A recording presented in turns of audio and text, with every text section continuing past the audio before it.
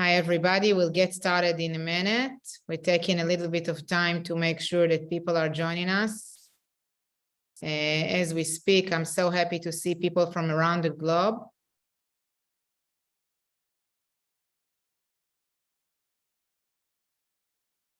I was on the border today. Actually, I saw an Iranian flag today on the border in Lebanon.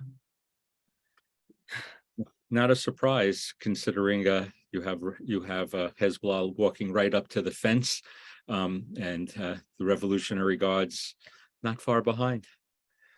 Yeah, you know, but each time it happens, it's not the first time, but each time I see that, I'm like, okay, like no shame anymore. They're not even trying to hide.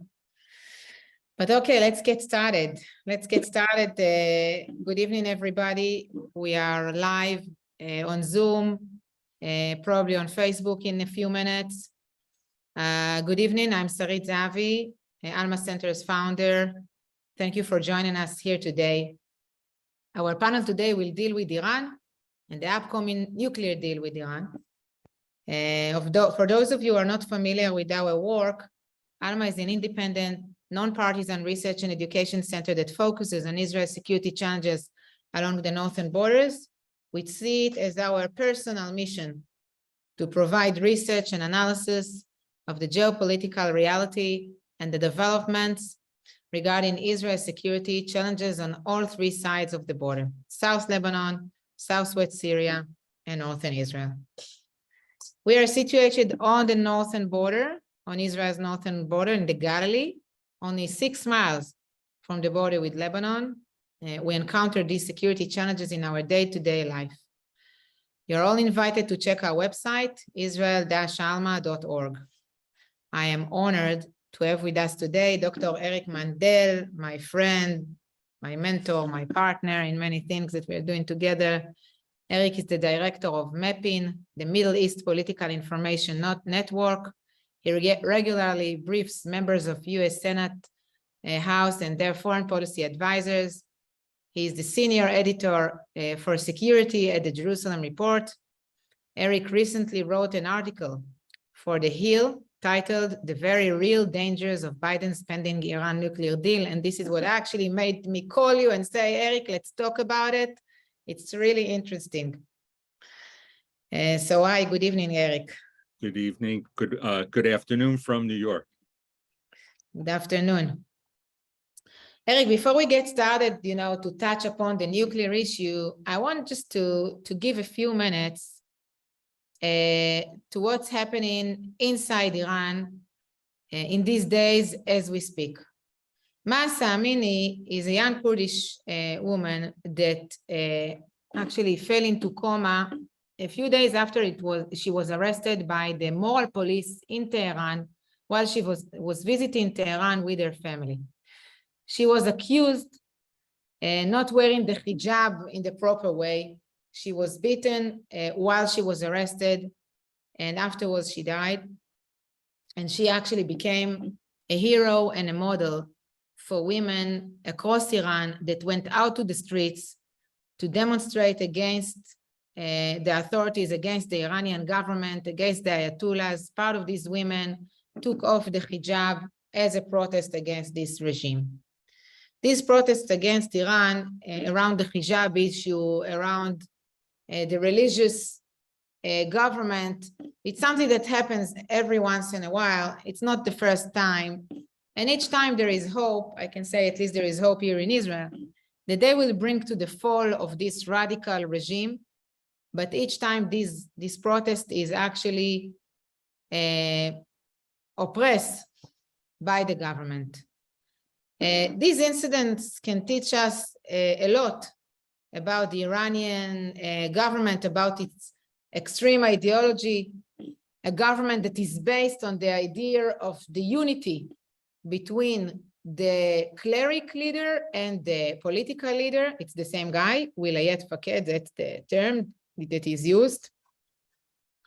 A regime that is based on the idea of distribution of the Islamic revolution, of this radical interpretation of the Shiite Islam all over the world, whether it's the Middle East or elsewhere. a regime that is based on hatred to United States, which is the great devil, and Israel, which is the small devil, a regime, a radical religious regime that stole the revolution that of the Iranian people against their king, against the Shah in 1979, the Iranian people that didn't necessarily support a creation of an Islamic radical religious government instead of the secular Shah. And I will end up this short part before I'll turn the floor to Eric in a short story that of a meeting in the plane in my first flight to United States. And next to me were sitting a couple that clearly were talking in Persian, and I was flying to New York. And since I recognized the language, I started a conversation. And they told me that they left Iran. They actually ran away from Iran a few years ago, and they are living in the States now. And I told them, let me ask you one question that I don't understand. How come with all these protests that is going on in Iran again and again and again, you don't succeed, the Iranian people, to change the government in Iran? It is clear that most of the Iranian people is against that. And they told me, Sarit, you don't understand. You don't understand how it is to live under a dictatorship, how it is to live in a country that you can't even express criticism against the government, let alone you cannot actually protest. And if you protest, you're risking your life. To live under the dictatorship is a completely different experience, and people are truly afraid. And anybody who expresses the smallest resistance to the dictatorship is gone and removed that second. And this small meeting in the airplane a few years ago actually made me understand what is Iran, what is the dictatorship, and how difficult it is actually to bring to a regime change over there. Now I want to turn to our topic, which is the JCPOA and the nuclear program. Eric, can you elaborate a little bit? Is Iran heading to a bomb? What is wrong with the original deal, the JCPOA? What is going on over here? So I think the first thing we need to do is we need, it sounds so simple. Are they going for a bomb or are they not going for a bomb? The important thing to realize, and what Iran is trying to exploit, is that America and Israel have very different ideas about what an Iranian bomb is. Profound differences on the Iranian threat.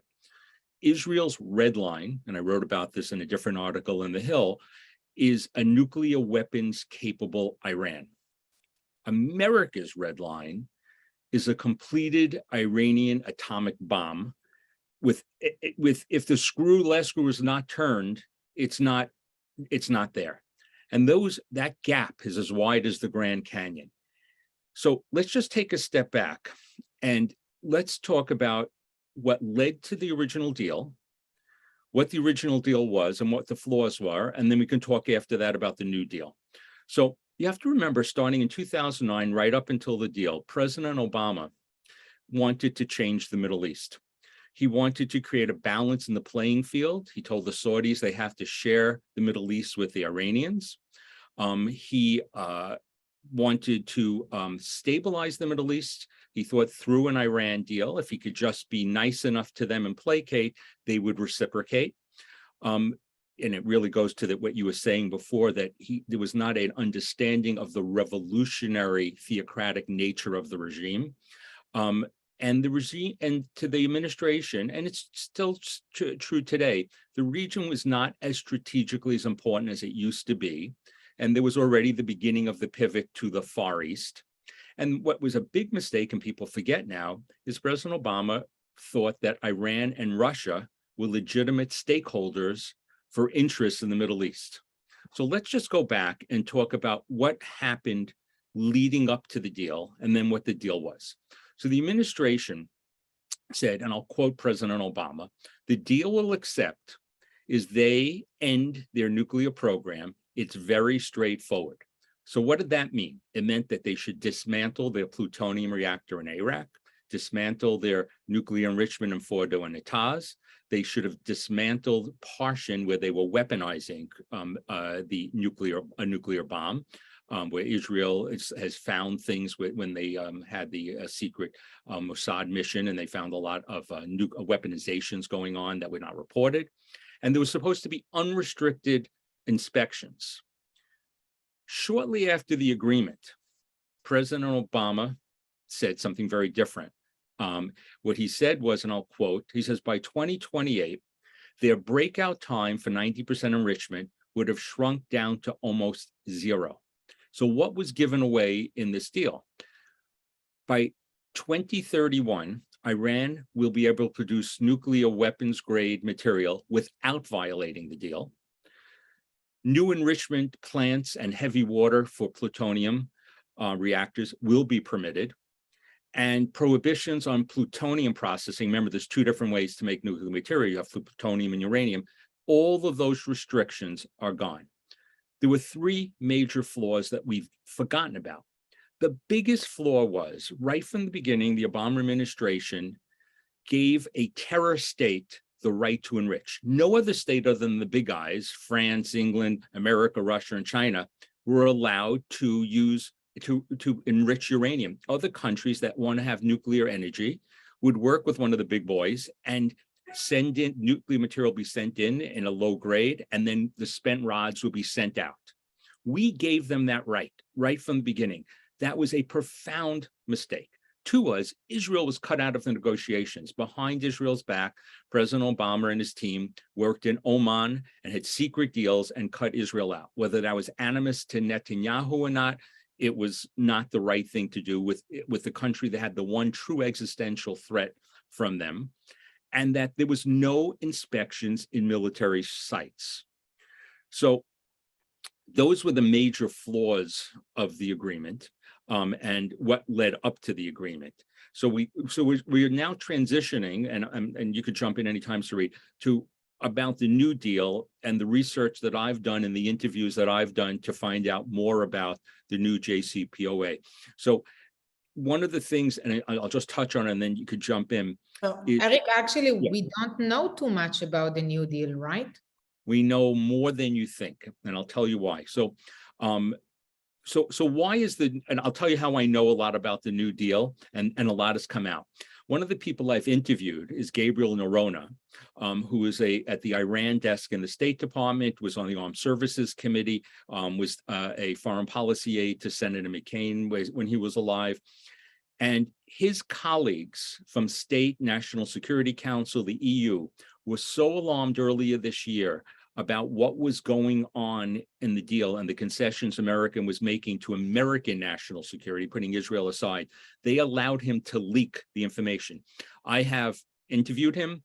I have been in contact with him as recently as about a week or two ago. I have an article coming out in the Jerusalem Report about Iran this week. He is the go-to guy. Nobody has refuted what he has said. So I'm going to tell you the things that he specifically highlighted. So why is the New Deal worse than the last deal, which I said wasn't such a great deal anyhow? It does not take into account the time that has gone by since 2015. That means there's now a limited amount of time before the things begin to sunset. So when President Obama said after the deal, it's going to be 13 years to 2028, before all these bad things happen, and it's an industrial-sized nuclear program with international approval, in essence. None of those sunsets have been extended, so it's already a worse deal. So what did, by the way, just to let you know, the deputy head of the negotiating team under Robert Malley was named Robert Nephew, and he quit because of the American concession. So did Dan Shapiro, but he never said why he quit. And he was the American ambassador to Israel. So this is what Gabe had said. Every individual entity desanctioned under the JCPOA's Annex 2, Attachment 3 will have all their sanctions ended, even though 100 of them will later sanction for terrorism, human rights violations, and were involved in Iran's weapons of mass destruction activities. One of them, just to highlight, was the Iranian Republican Guards General Hossein Dagan, and he was the one who was responsible for the 241 American soldiers killed in Beirut. Kahane's personal company, Sadat, which is probably worth over $100 billion, would be desanctioned. What do we know about this deal? We know that there will be a release of billions of dollars in frozen funds. We know that the IRGC, the Iranian Republican Revolutionary Guards, will have massive sanctions relief. And people say, wait a second, I've been listening to President Obama saying we can't take them off the terrorism list. This is sleight of hand, as my colleague Mark Dubowitz at the Foundation for Defense of Democracy says. Basically, the Iranian Revolutionary Guards controls up to half of the Iranian economy. And they have it's an industrial empire. An example, their Khatam al-Anbiya construction company controls a third of the economy through subsidiaries and trusts. So what will this new deal mean? By the way, we're not talking about the withdrawal from the deal without a plan B and all these other things. I'm just talking about the facts and context of what's going on. There will be unfettered trade for Iran throughout the world. They will have unrestrained use of the global banking system, unlimited exports of Iranian oil, massive foreign investments from the Europeans who are dying to make billion-dollar deals. The non-nuclear related sanctions are already not being enforced, and they will, and just like during the Obama administration, even though we were promised to be enforced, they will not be enforced.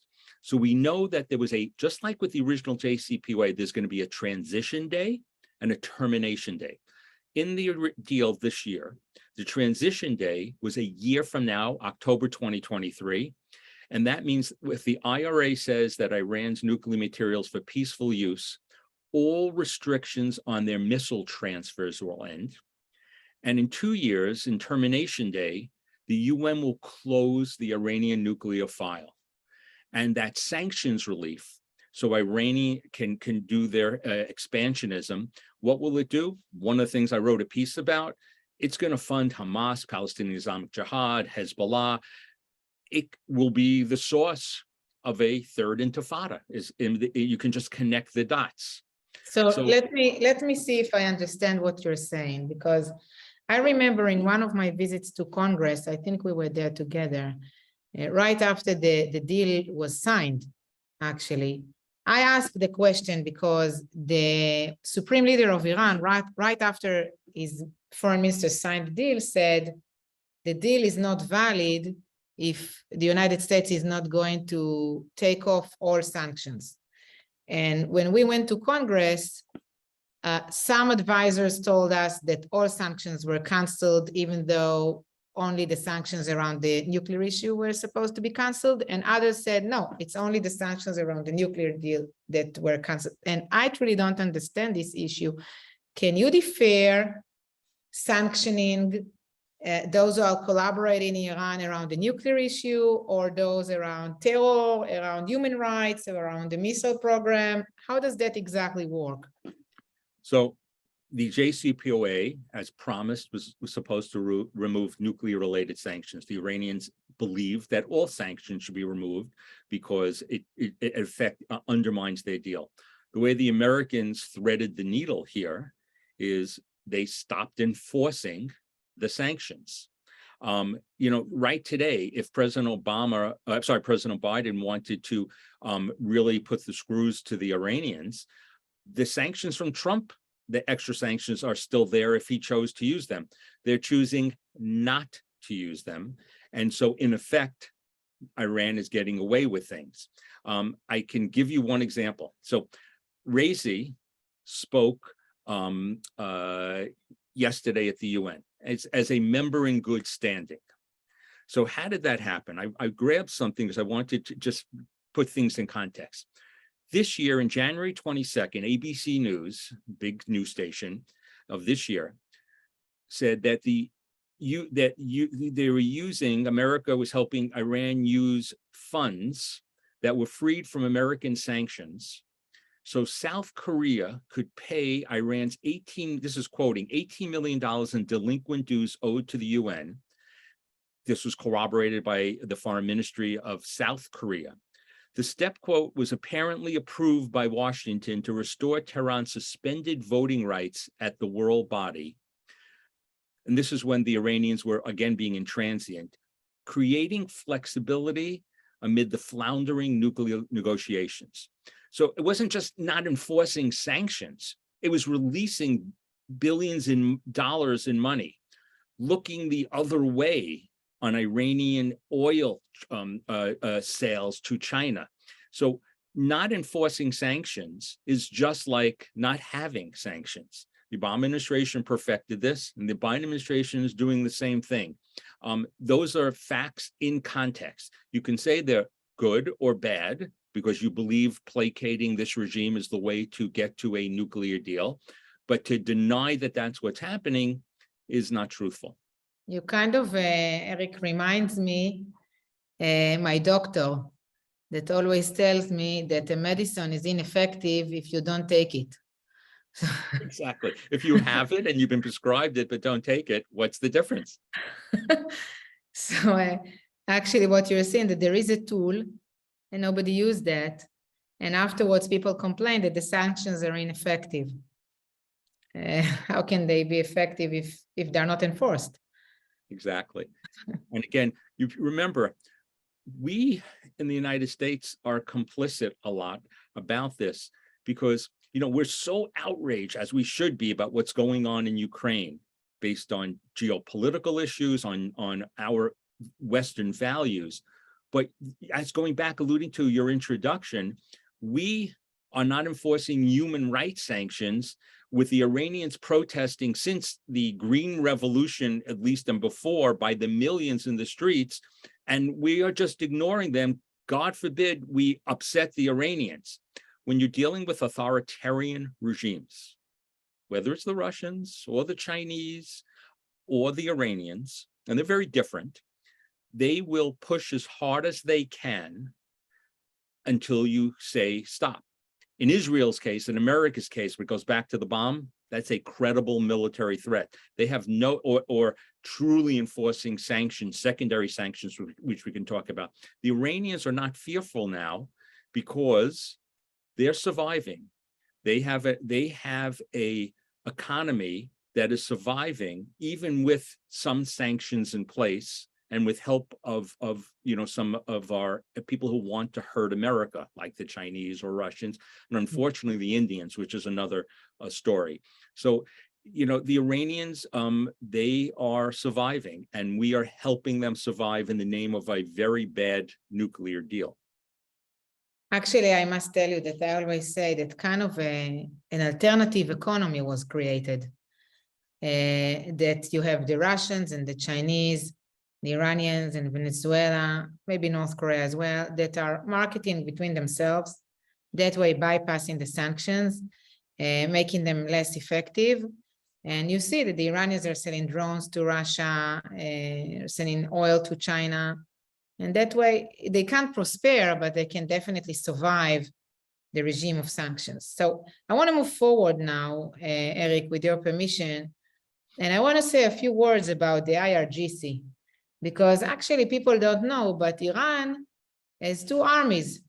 It has the IRGC and it has the Iranian army, official army.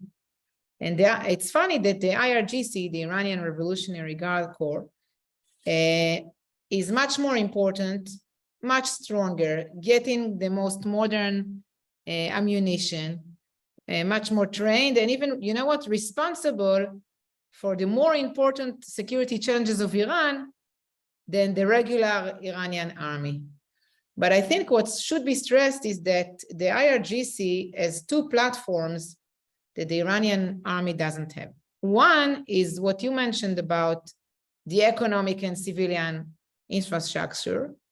Actually, the IRGC is kind of a MAF organization that has its own income. And the other thing, which interests me as a person who lives in the Middle East, is the fact that the IRGC has like 5 arms. Okay, Navy, Air Force, ground forces, Basij, which is the force that is responsible for oppressing these protests that you mentioned, and it's millions of soldiers that will be recruited in times of trouble, and Quds force. Quds in Arabic or in Persian is Jerusalem, and Quds force is responsible for all the military activity of Iran outside of Iran, especially in the Middle East, and actually distribution of the Islamic Revolution values outside of Iran, has a proxy militias everywhere in the region. By the way, lifting of sanctions and implication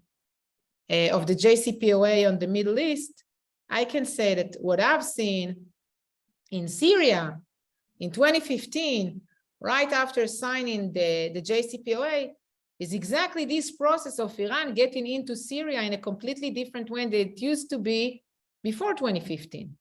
Not hiding anymore its intentions with much more forces, having the capability and the strength to establish these proxy militias and bring them into Syria and spread them all over the region to be capable of fighting the rebels. And afterwards, with the assistance of Russia, changing the course of the civil war. Assad almost lost. And then they got into the picture, actually changing the course of the future of Syria forever, because it is divided to areas of influence until today. All these militias that, by the way, the most professional of them is the Hezbollah, are enabling, on the one hand, to distribute the Islamic Revolution, but on the other hand, with the addition of the Basij, to preserve the government, the Ayatollah's regime. Because if you have two armies, and usually dictatorships are afraid of the army that will commit a revolution, here, if one army, there are problems, you can always have the other army. And actually, the IRGC is completely loyal to the system, to this idea that completely loyal to the supreme leader. And the idea that the supreme leader is not elected, it is nominated for throughout his life as the senior cleric. Eric, in your piece in The Hill, you wrote that if you expect the Biden administration to enforce secondary sanctions against the IRGC after a new Iran deal comes about, then you also may believe that the JCPOA will permanently end Iran's ability to develop atomic weapons, and that the moon is made of green cheese. So I want to just mention something about this with Syria, what you just said. People forget how the JCPOA had to do with Syria. 2 weeks after the JCPOA, Soleimani, who was the head of the Quds force, an incredibly powerful man who was was killed in Iraq during the Trump administration, he went to Russia. He met with Putin. That's where they planned the division of Syria. At that point of time, Syria could have easily fallen. What ended up happening was the Hezbollah, the Iranians, they came in, they supported Assad, the Russians supported Assad. They fought back to the point that Assad was able to be stabilized, to control parts of the territory, certainly not places in the north that where now Turkey is. And then the Russians got their naval bases in Tartus and Latakia and their air base in Knemin, and they basically divided up the country. There are no coincidences, all because of the JCPOA. And that all led one thing to another. And think about it, again, we did not say it out loud, but the genocide that occurred in Syria was with the complicity and direct help of the Iranians. And yet, again, we don't enforce human rights sanctions unrelated to that on their own people, but they're even maybe worse human rights sanctions of what they've done in Syria and what they've done to the Lebanese people, which is a whole other issue we can come back and talk to on another time. So, when you said that, it kind of jumped to me. So sanctions. So what have we done? We have not enforced the sanctions on Iranian oil, as we mentioned, to China. They're playing games with Russian oil, and we're allowing it to go to Venezuela and those places. If America really wanted to close things down, we need to get to the buyers of it, which means sanctions on the Chinese. By the way, these things were happening. You can say, wait a second, okay, maybe, but we have Ukraine and energy crisis and all this stuff like that. This stuff was happening pre-Ukraine. It's sort of like people saying inflation started, after Ukraine. Inflation in the United States was almost 8% in December of 2021. People have very short memories and then, create their own narratives. These things were happening and that we were not enforcing what was going on. So we are, the good news, if there's one bit of good news that came out of all of this, you can say maybe what the United States did force the Israelis and the Sunni Gulf states to come and make the Abraham Accords, because they were so fearful and of being abandoned by the United States that they've come together. That could have happened without it, but I think that if we have to give one positive one thing about it, and a big part is that America has lost influence. And we touched once before upon Afghanistan, but the message is clear. America makes promises, but it's not going to be there. And even if the promises are true, the next administration isn't necessarily going to afford them. Making deals with authoritarians is actually easier, especially if you're an authoritarian, because nobody's looking at your human rights abuses. I agree. I want to move forward for a moment, because we are saying that, about the sanctions and, effectivity and what exactly could be done. And you wrote in your piece, and I'm quoting, and by the way, I invite all our participants here and attendees to write us questions in the Q&A. We will address the questions within a few minutes, so you're invited to write them down.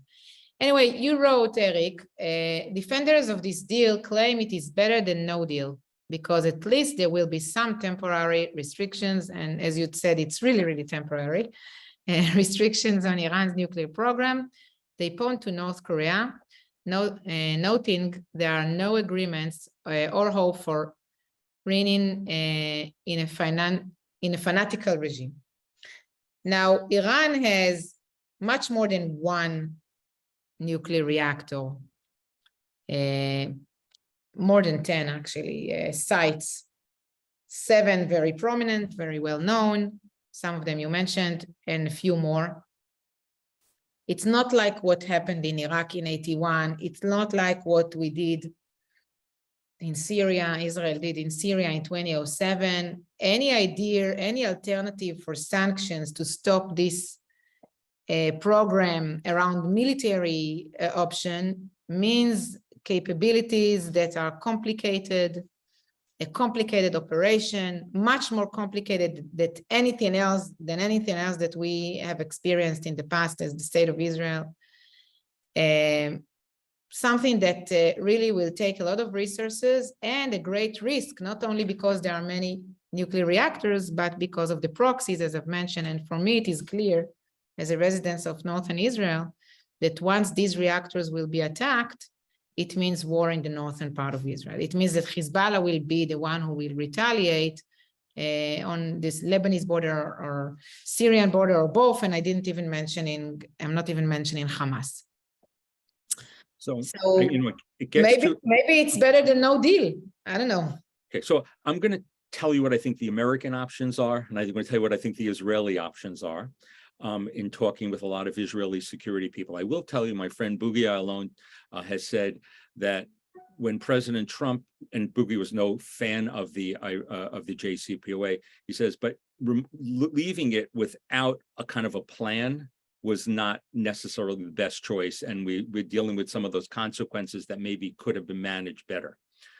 So the one thing, when I spoke to Israelis, when I was there been there twice in the last 4 months or so, of security, defense, intelligence people, they all said one thing to me: with a lack of a believable American credible military threat, Iran, you're not going to be able to you have no leverage.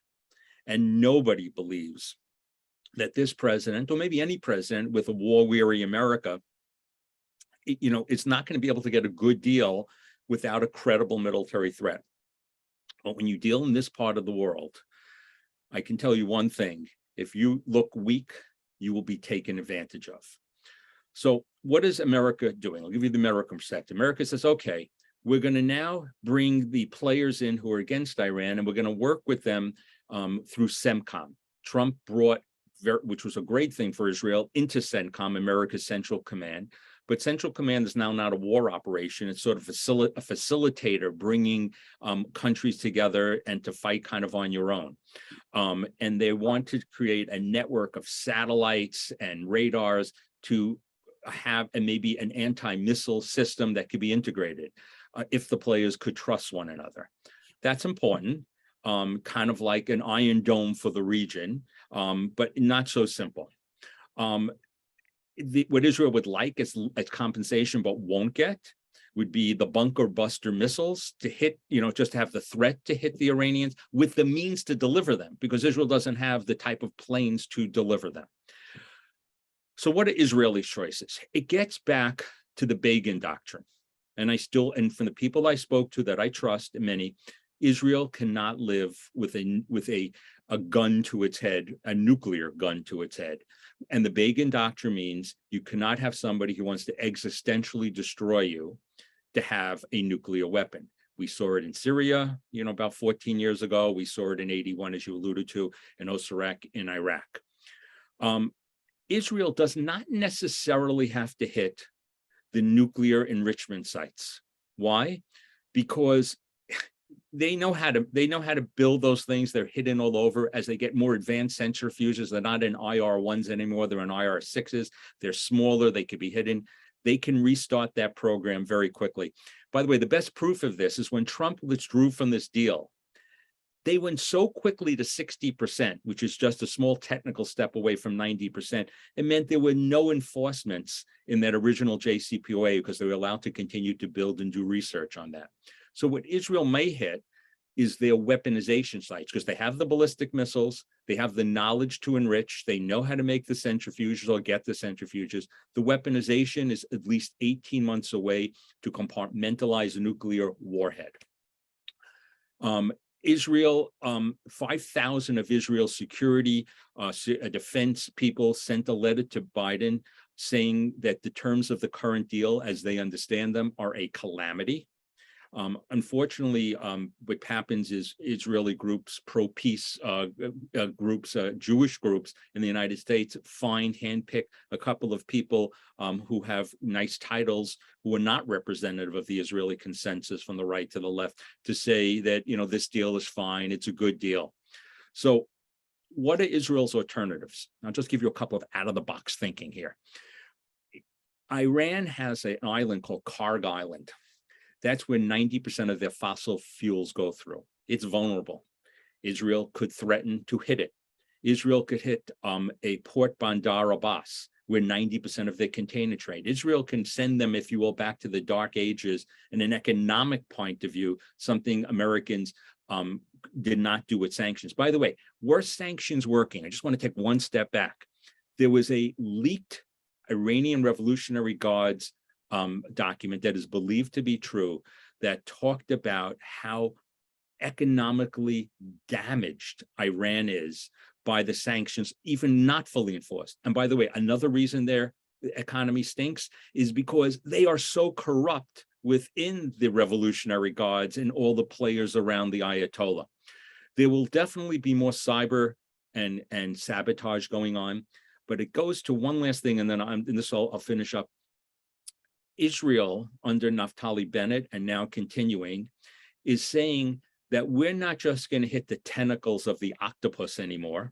We are going to make within Iran, pay for their nefarious activities all around the region.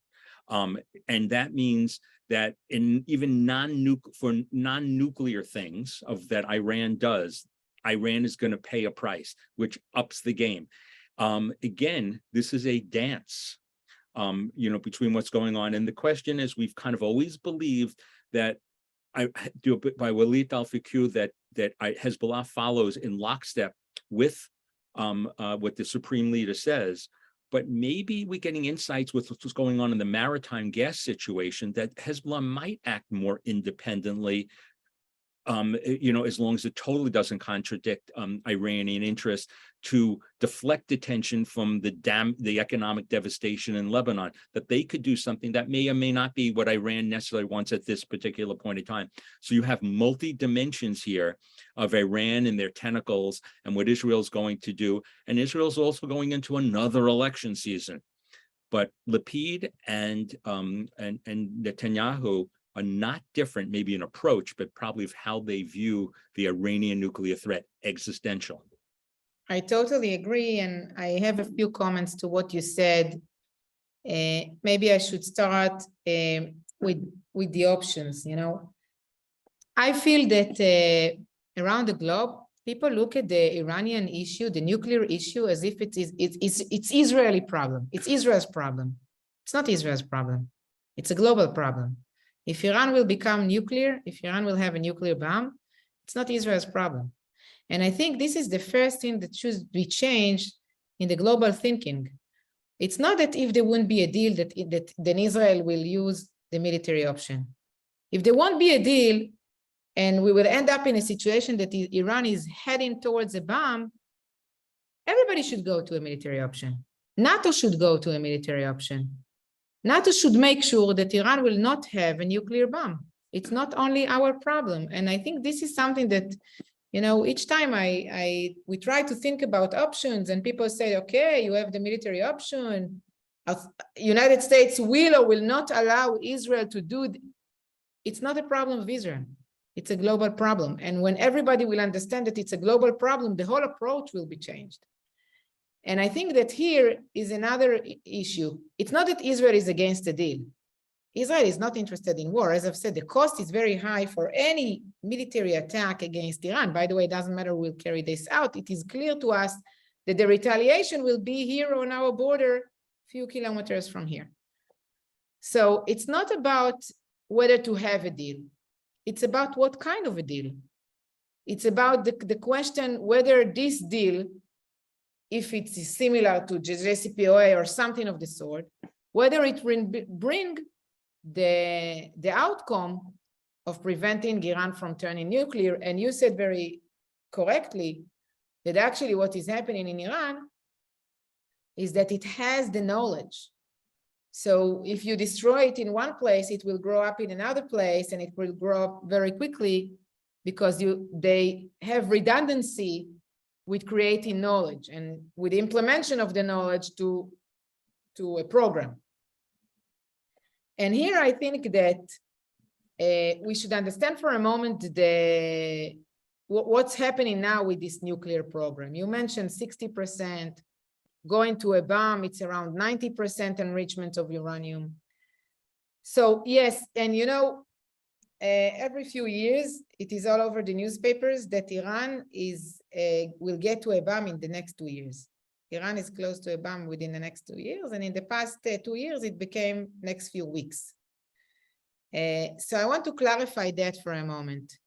Yes, if I will get to enrich the uranium to around 90%, they can produce materials that can be used for nuclear bomb very, very quickly. And they can get to 90% very, very quickly because it's a matter of decision, not much more than that. Okay.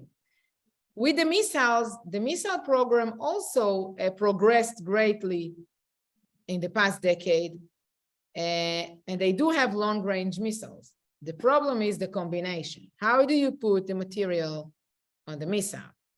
The material is too big, and you need to downsize it. And this is a technology that they are now developing, and there is a question around that, how much time it will take the Iranians with the research to develop the capability of downsizing the material to a size that it can be put on the missile and then be launched. Last point is the question of using. Sometimes I hear that people are telling me, Israel should comply with the nuclear Iran because Iran will never use the nuclear weapon. So I have two things to say about that. First, I want to remind to everybody that just a few months ago, the Russians, during their attack against Ukraine, published that they are raising the alert among their nuclear capabilities, and everybody understood the message. We are still at war in Ukraine. It didn't end. With all the pressures and the loss and the military achievements of the Ukrainians and their bravery, it didn't end yet. And second, with regard to a nuclear Iran, it's not about using the weapon. It's about, and here it's easy to explain it to Americans because I can say only two words: Cold War. That's it. It's about the freedom of operation of Israel with defending itself with any threat, not only nuclear threat. And you mentioned that actually around us, developing different kind of threats that are not nuclear, that are normal threat, I don't know, conventional threats. How do you fight these if above your head there is a nuclear threat? The freedom of operation of Israel, with what we call the campaign between the wars, will be completely different if Iran will have a nuclear weapon. It's exactly like what you experienced during the Cold War between USSR and United States. I think we can stop here unless, Eric, you have any more comment about the solution. What's the solution? A great American question. What's the solution? That's, it's funny. I'll go back to what Boogie said. He says, everybody's about solutionism. He was actually referring to in the Israeli-Palestinian conflict. But remember, because we have this Western mindset, we have the patience of a gnat. And in this part of the world, people think in decades, centuries, millennia. In America, if it hasn't happened already, or you can't have it in the next 30 seconds, and that really hurts us tremendously. But the last thing, I'm just going to comment on the last thing. So our friend Yaakov Amadror, who's one of the great thinkers, security minds in Israel, talked about what you were saying, a nuclear umbrella of protection for their hegemonic, their expansionist activities. And if they become, everybody, even if they haven't turned that last screw, but everybody knows at any time of their choosing, they can have a nuclear weapon, it makes them very dangerous, and how everybody responds to them. We already see, by the way, that the Saudis, the UAE say we may have to hold our nose and make some kind of deal with Iran because we can't trust America to stop them from a nuclear weapon.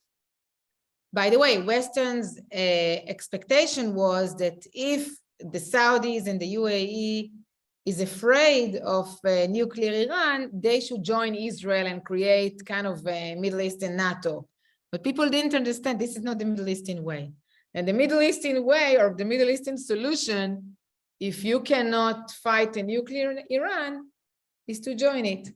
And actually to relax and calm things down and to play on both games, both fields.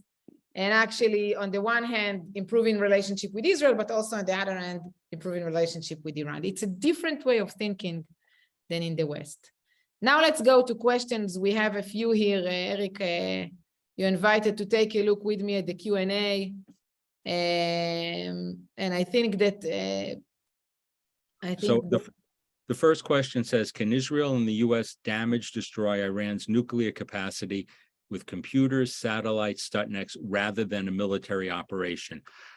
From what I understand, and I asked this question of Israeli military people, defense people, I don't think so. That, by the way, Israel has plenty of tricks up its sleeve that I don't know, and if I did know, I wouldn't say. And America, I mean, I do know that America has the capabilities if it chose to, and we choose not to. I do know that enough people have told me that in the conventional kinetic sense of attacking, Israel has the capability now if it needed, and will only get better. But to keep slowing it down, Israel will continue to do that. But there's going to be some, I hate to use the word again, red line that Israel's going to say, We can't just do sabotage. We can't just use cyber. We're going to actually have to do something and bear the risk of what the wrath that will be sent from Hamas and Hezbollah and from PIJ and from popular mobilization units in Syria and Iraq, all sending missiles at Israel. And no matter how wonderful your multi-layered defense system is of Iron Dome and Arrow, David Sling and all these things, it's going to penetrate, and there's going to be enough precision-guided missiles to affect some very important things in Israel. Israel will survive, but it will be more painful than perhaps any other war that they've ever had. I agree. The military option is not an option that will have no cost. And I think that's why everybody is very, very careful from that. There is another question here. Can Iran's oil industry be crippled electronically with non-military operations? I guess that the meaning here is cyber attacks. And I want to say something about cyber attacks. The Iranian cyber capability has proven that it can do some stuff. And this is another field that we didn't touch upon, other than the regular kinetic field, that is becoming more and more relevant. And we have seen in the past few years, few incidents that it was kind of a war between Israel and Iran through cyber attacks from both sides.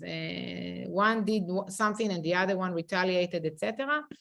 Cyber attacks had some effectiveness with regard of detaining the nuclear program as well, but not completely stopping it as well. It's all a matter of operational opportunity, I'll put it this way. Legitimacy, almost like the kinetic world. Legitimacy, operational opportunity, and whether you can defend yourself from the retaliation, which is also very important. Sometimes you don't want to use all your capabilities in this because you don't want to take the risk with the retaliation around it. Eric, there is another question. Can you touch on the ideological gap between the US and the Israel vis-a-vis the Iranian nuclear threat? So for Americans, for America, Iran is not an existential threat. To Israelis, it's an existential threat, and it's treated as such. In different generations of Americans, you know, that we felt that protecting Israel was in our national security interest, and that we've evolved to that point. We have not gotten to a point of doing preemptive capabilities against Israel, of being literally involved with that. But again, it gets to what your point is, Sarit. This is not just an Israeli problem. If Iran goes nuclear, America, for all their pivoting to the Far East, will be sucked back in one more time to the Middle East. I mean, a better idea of how to think about this is what we did during the Gulf War. If people remember, we basically told the Iraqis to get out of Kuwait. They didn't. We gave them time and time and time again for months and months. They didn't, and then we acted. That's what we need to do with Iran. Give them the opportunity to get to a point to step back. You know, people say, well, they're very prideful people and this and that. Listen, this is an authoritarian regime. Only force and the threat of force. And in this part of the world, if you want to have peace, and by the way, there's no peace, it's the wrong word. If we want to have a very long-term ceasefire and make things quiet, only if your enemy believes that you are stronger and are willing to use it will they do anything. And that's just the fact of life in the Middle East that Americans don't understand. You know, it's funny, I'm watching and many people maybe who are on from the States watching, there's a series going on now about US and the Holocaust. And a lot of it is Americans felt that the Atlantic and Pacific protected them, and that you know, those were European problems there, or Jewish, you know, the Jews, that's terrible, but we don't want to be involved. We live in a globalized world. America, as the policeman of the world on the seas, makes the economy goes better, you know, the world economy go better, the banking system, all the things that we provide that are taken for granted, that were written in a book from Hopkins by one of their scholars, Mandel. The Power of America, The Case for Goliath was the name of the book. America that's weak means a world that will be destabilized and go to war. What America in this nuclear negotiation is weak, and it increases the chance for wars. We need a strong America to decrease the chance of wars. We need to have, like Ronald Reagan, who didn't have really any wars other than Grenada, a little tiny war.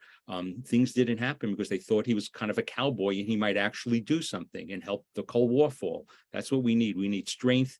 We need non-kinetic desire for regime change. Most times when countries have coups, it's not by arms, it's masses of people. We should be very happy to say to the world, we don't want this Iranian regime. We want the Iranian people to have control of their own lives of whatever they choose. And we are for this regime change. Do you think they're going to hate us anymore if we said that? No. I would add something, sometimes when I meet the groups at the border, they tell me, what do you care about Iran saying that they want to annihilate the state of Israel? It's just a propaganda. They don't mean that. They don't truly mean that.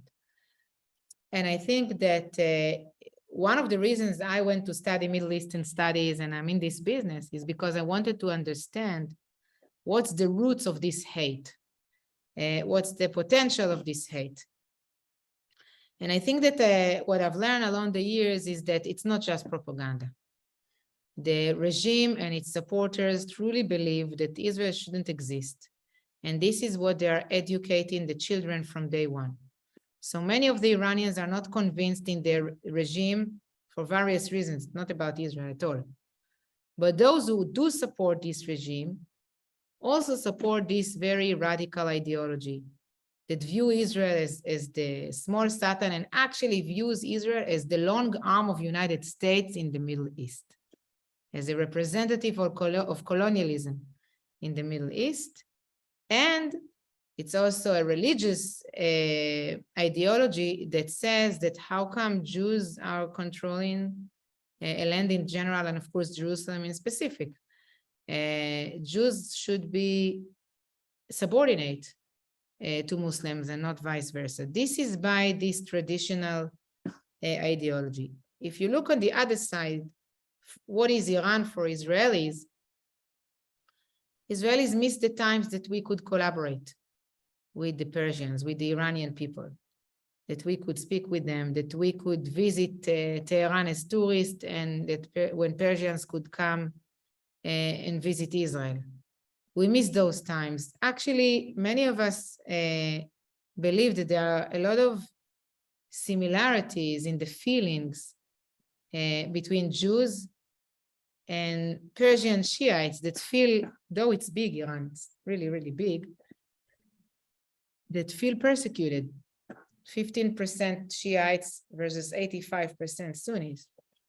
But eventually we didn't find a way to communicate in this atmosphere of hate, though the small similarities, though the small thing that maybe could connect us. We couldn't get over the radical ideology that is being spread like poison over there. One of these questions here, and I'll end up with that, is about, can we create like cooperation with Saudi Arabia, Jordan, Egypt against Iran? And as I've said, we could create cooperation, but my feeling is, and Eric, I would love to hear your thoughts about it, that actually these countries are expecting Israel to do the dirty work for them and to get rid of this regime or to defend the region from the nuclear capabilities or nuclear plan of Iran. I agree with you. I think they would like Israel to do the work. But Israel, we'll talk about it from Israel's perspective, they don't want to be bound in a NATO type of deal that if Iran sends cruise missiles to Rahad and destroys a tremendous amount, that Israel is obligated to get into the war. So there's a true limit of the type of cooperation that can be there, and not having non-binding type of things. So it won't happen. By the way, we have plenty of problems with NATO. You just look at Turkey and Greece, and and all these, what's going on. But a Gulf NATO with Israel being involved is not going to happen. They'll get closer cooperation in defense, security through CENTCOM. The United States will be a facilitator, but it is not going to get to the level, because part of it is America would like to abdicate its responsibility as a superpower in this region to the players there, and Israel is more than willing to step up. The other players, I don't know if are capable of stepping up.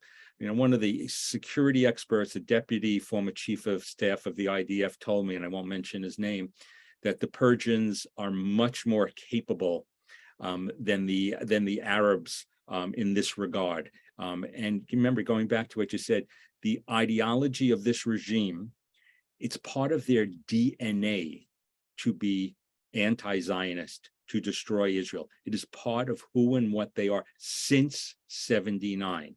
This is not something that's just about scapegoating and it's just words. You look, think about, again, that PBS series I've been talking about. Words mean something. The Nazis told us what they wanted to do, and people said, no, we as civilized people can't hear it. I'm not talking about the Iranian people, but the people who run Iran, the authoritarians, mean what they say, and we need to respond to it. And as an American, we need a strong Israel, because we are leaving. Without a strong Israel, America's national security interests are much weakened.